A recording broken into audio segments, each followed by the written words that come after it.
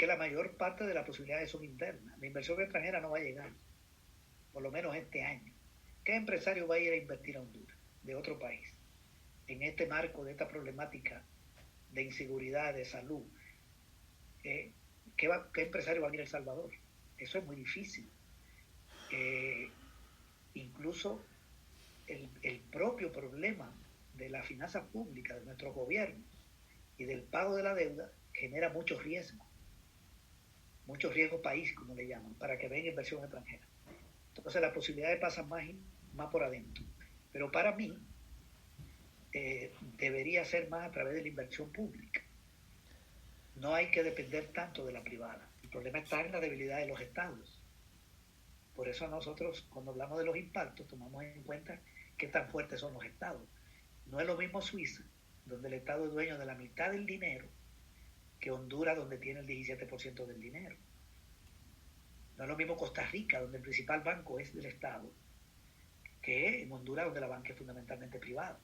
O El Salvador, donde la banca pública tiene el 7% de los ahorros y de los créditos. ¿Por qué le doy más responsabilidad al Estado? Porque el Estado tiene una función más lógica en el sentido de la redistribución hacia los sectores más vulnerables. Tiene una función distinta. Una empresa pública no tiene que tener un fin de lucro. No es que opere con pérdida, pero puede operar con una ganancia menor. La empresa privada tiene como objetivo la ganancia. Ese es su objetivo. No es la salud ni es nada, es la ganancia y la reinversión, que es la acumulación de capital. Entonces debe ser la inversión pública en salud, en educación, en infraestructura, en empresas industriales, incluso en el agro, la que debe primar.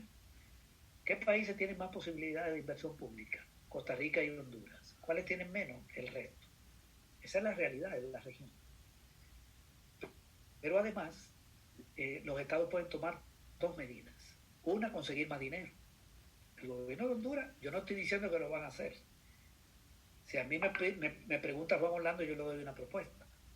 Pero yo no creo que él lo vaya a tomar en cuenta. Yo le digo, bueno, aumenta los impuestos a los ricos. El que tenga un rancho en la playa, que pague una buena cantidad de dinero. Los que tengan propiedades, viviendas, propiedades de lujo, de más de $300,000, que paguen un impuesto. Consiga dinero, pero a costa del rico. Porque el rico no va a tener problema. ¿Qué problema va a tener Facuse en Honduras? ¿Qué problema va a tener Pomaqui? Eso es. Tienen 50 negocios, 60 negocios. Aquí en El Salvador hay empresarios que tienen más de 100 empresas. Y están mezclados, porque están vinculados con capital hondureño. Aquí está metido el capital hondureño.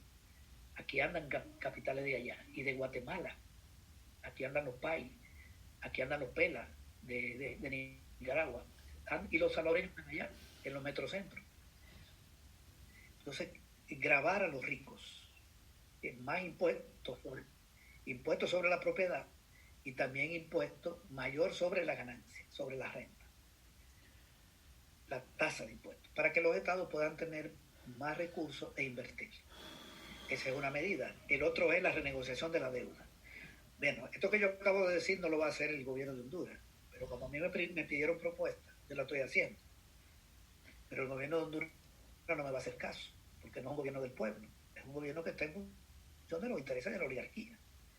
Entonces decirle a Juan Orlando, ponga el impuesto a los ricos, invierte en infraestructura, y eso va a beneficiar a la propia empresa privada, porque si usted invierte más en infraestructura, usted mejora los salarios y genera más empleo, la gente le compra más a la empresa y la economía se reactiva. Bueno, eso lo proponía Keynes, un economista de derecha inglés, que el Estado gaste, cuando hay crisis, que el Estado gaste, que genere empleo y la gente le compra ¿a quién? A la empresa privada, y la empresa privada vende y sale el capitalismo adelante. Ni siquiera estoy haciendo una propuesta revolucionaria, estoy haciendo una propuesta de reforma, que golpea un poco a los ricos, pero al final beneficia a la propia empresa privada y beneficia a los pequeños, a los medianos, porque si el Estado genera más inversión y más empleo público, entonces la gente le compra a las empresas. Y la mayoría de las empresas de nuestros países son pequeñas y micro, pero también los grandes se benefician. Bien, lo otro es renegociar la deuda. La deuda externa de Honduras está en $18,000 millones. Eso es una barbaridad. El Producto Interno de Honduras son 22,000 millones. Esa es una cifra enorme. Y si le sumo la deuda interna, en Lempira, mejor ni hablo. Es una deuda enorme. La de Guatemala es fuerte, la de Costa Rica, la de El Salvador. ¿Por qué hay que renegociar la deuda? Para bajarle presión al presupuesto nacional. La mayor parte del dinero del presupuesto nacional se va al pago de la deuda, la interna y la externa.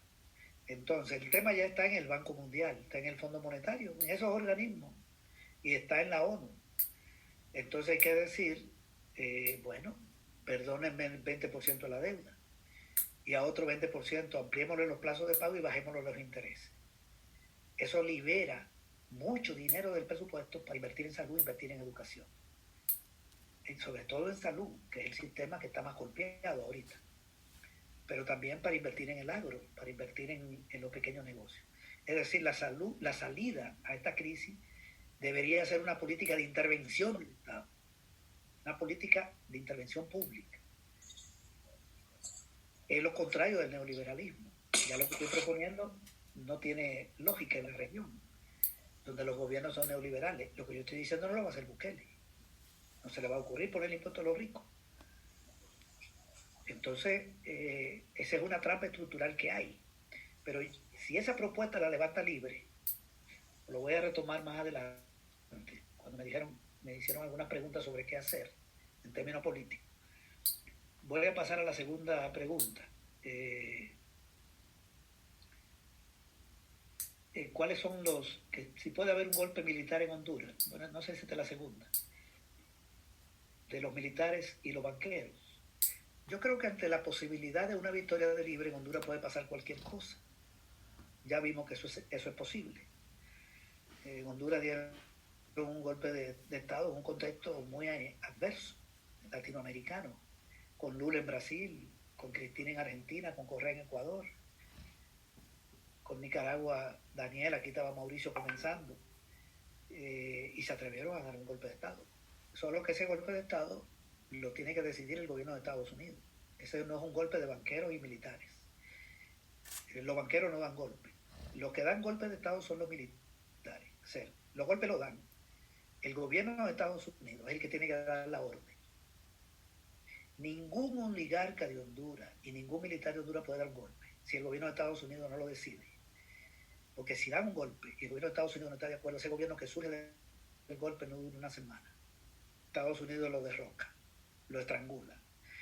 Bien, entonces primero tiene que estar decidido por el gobierno de Estados Unidos. Una vez decidido por el gobierno de Estados Unidos, y el móvil del golpe puede ser impedir la victoria de Libre, como fue la otra vez, impedir que el pueblo hondureño, deben haber muchas causas, pero yo creo que una de ellas fue impedir que el pueblo hondureño se expresara a favor de una constituyente, porque eso le permitía a Zelaya decir, bueno, el 60% dijo que quería constituyente, yo no soy candidato, aquí van las elecciones, que gane el que gane, no hay problema, pero yo me voy y creo un partido con el caudal que tengo.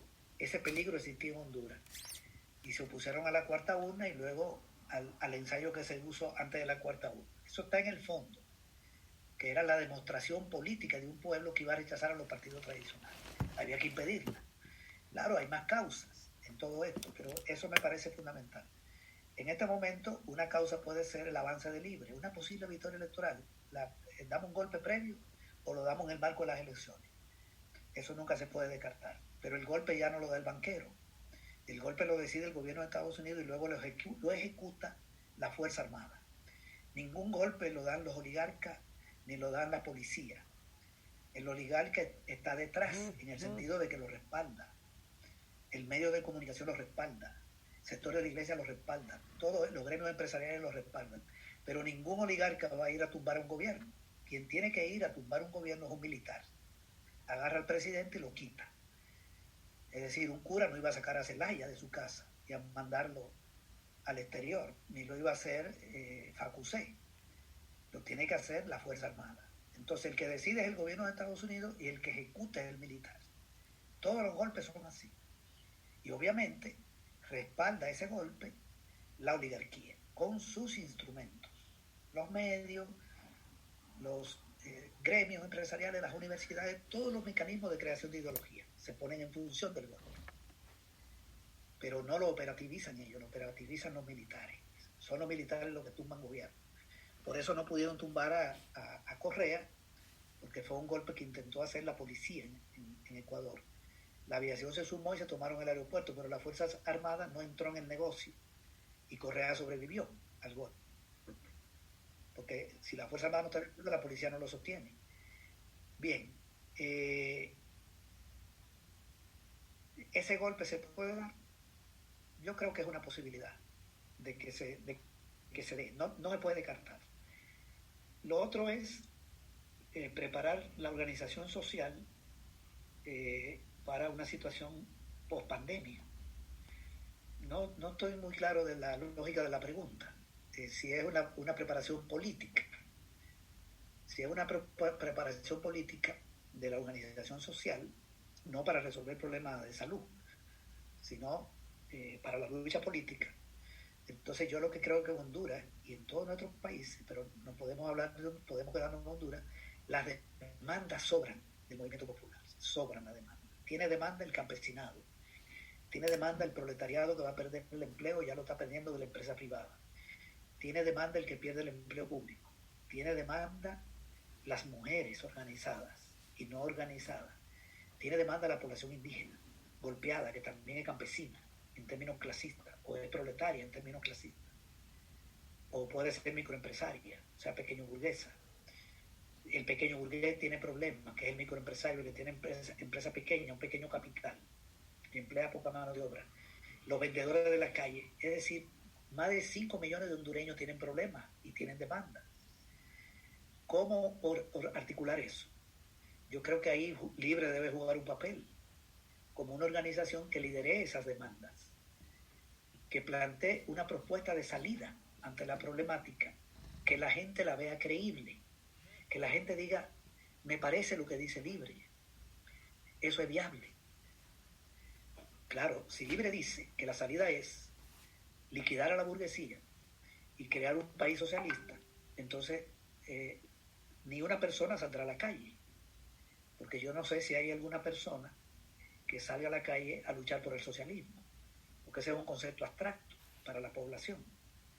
Pero si a la gente le dicen, miren, esta es la salida para los pequeños negocios, el Estado le puede quitar dinero a los ricos y esto invertirlo aquí en crédito, en asistencia técnica.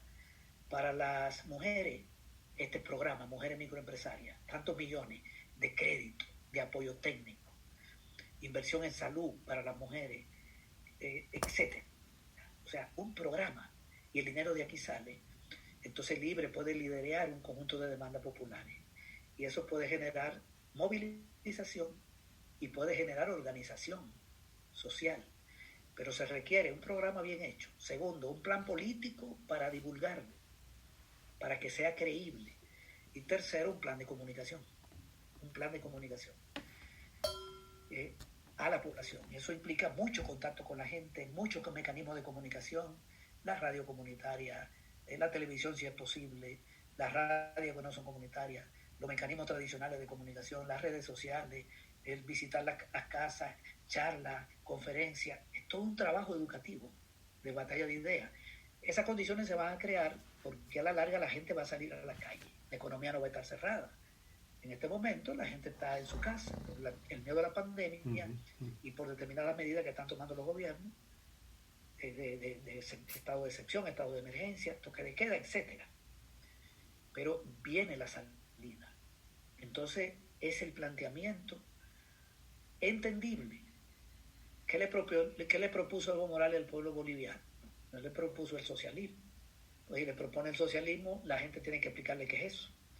Le propuso, aunque el movimiento se llame por el socialismo, le dijo, yo voy a hacer 6 cosas. Ustedes votan por mí.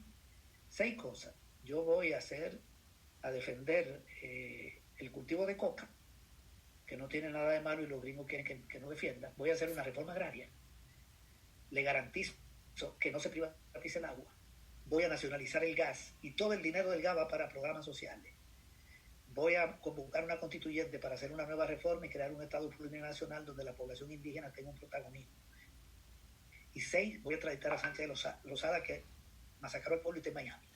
Con esas 6 promesas, el pueblo votó por Evo Morales. Las 6 se entienden, pero un planteamiento abstracto no lo entiende nadie. Entonces las medidas tienen que ser